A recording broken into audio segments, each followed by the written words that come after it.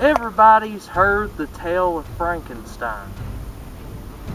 Those of you who don't know it, let me just slightly reiterate it for you. Frankenstein was a doctor who created a monster out of various body parts of individuals that he harvested. He created a monster that everybody ended up fearing. But there's a different story about this Frankenstein. The Frankenstein I'm going to tell you about doesn't want to be normal, doesn't want to be accepted and loved by everyone. No.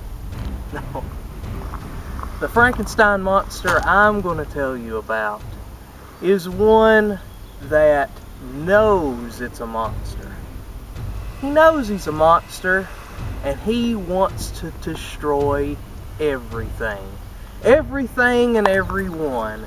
And he's going to start with good old Iron Cross. Now, who is Iron Cross in this little Frankenstein tale? Is he Dr. Frankenstein himself? Is he the one standing next to the table going, "It's alive"? Maybe. Maybe he is.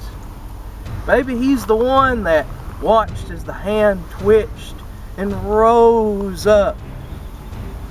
Maybe that's his greatest accomplishment ever, is creating the monster we know as Joe Briggs, the Doctor of Destruction.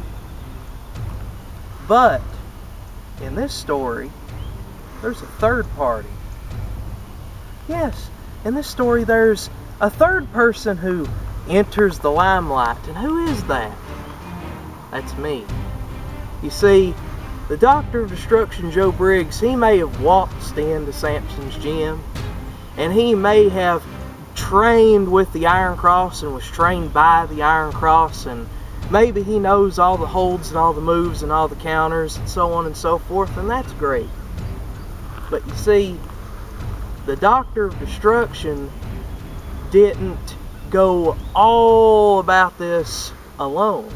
He had a little guiding hand, a little brain on the side to tell him exactly what he needed to train, what he needed to train for, who he was going up against, who did the research whenever it came to all of his opponents, who did the research, who whenever every single time he entered the ring, he knew exactly what he was going up against. He knew their name, he knew their signatures, he knew their finishers, he knew their submissions, he knew everything about that person.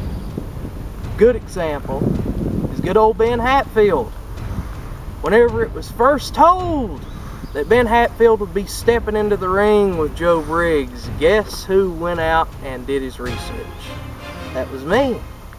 That was me who came in and said, you know, you're going up against this billy goat named Ben Hatfield. Well, I guess I better go and see what he's all about.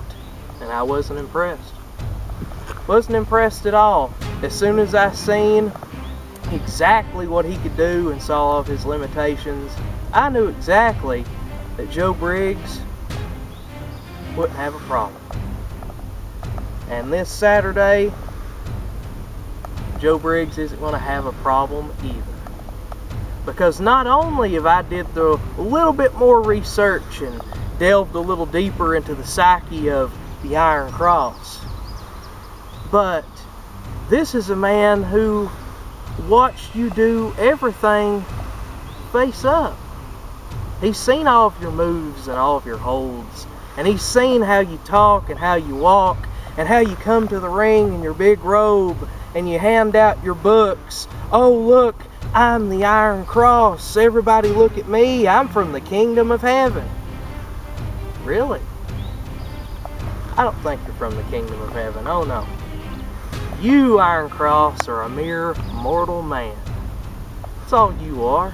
You're a mere mortal man who walks around with his little tights and his little mask, who walks around like, oh, I've got a bigger message for all of you. Look at me, I'm the protagonist of this story. Maybe you are. I'll give you that. Maybe you are the goody little two-shoes of this story, but This story doesn't have a happy ending for you. It doesn't have a happy ending for all the kids who sit in the stands going, "Yay, Iron Cross!" No. This Saturday, Joe Briggs, Doctor of Destruction, whatever you want to call him, he's going to come in and he's going to show you exactly what happens whenever you allow your student to become the master. This Saturday, Iron Cross, I will tell you right now, you are damned from the very start. I am Mr. Revan Nihilius, and I will see you this Saturday. Oh, and good luck with your monster.